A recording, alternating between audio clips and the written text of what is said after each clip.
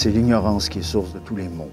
L'ignorance avec son cortège de préjugés, de rejets, de tabous et de barrières. Dans la nature, la biodiversité est reconnue comme une condition essentielle à la vie sur Terre. Pourquoi en serait-il autrement avec la diversité culturelle pour la vie humaine? Bien avant son temps, l'Institut interculturel de Montréal posait des questions qui ébranlaient les certitudes et qui sont toujours d'actualité. En 2012, il ferme ses portes et il nous apparaît impensable de laisser toute cette connaissance tomber dans l'oubli. Voici l'héritage d'un organisme visionnaire. Ce qui m'a amené à accepter ton invitation, c'est qu'à travers mon implication environnementale, j'ai eu la chance de rencontrer différentes nations autochtones. Et je me suis rendu compte que je ne les connaissais pas du tout. Les cultures ne sont pas des vides à remplir, mais des plénitudes à découvrir.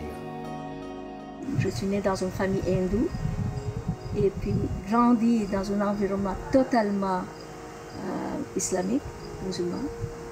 Et ensuite, toute l'éducation et scolarisation anglaise et occidentale. L'Institut essaie d'apporter une approche toujours complémentaire aux travaux, aux des initiatives des institutions gouvernementales et des universités sur la question de la diversité culturelle, religieuse, raciale, etc. Les êtres humains qui sont en dialogue ne sont pas des objets de gestion.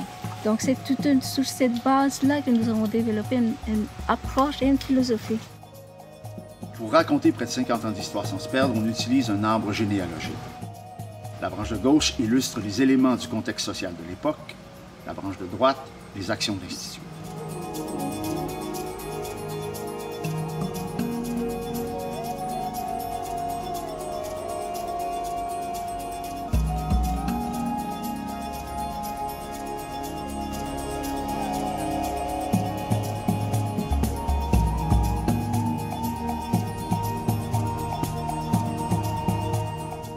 Le but de l'interculturalité est de dépasser la cohésion sociale et la tolérance vers une transformation profonde et nécessaire des personnes, des communautés et des institutions d'une société.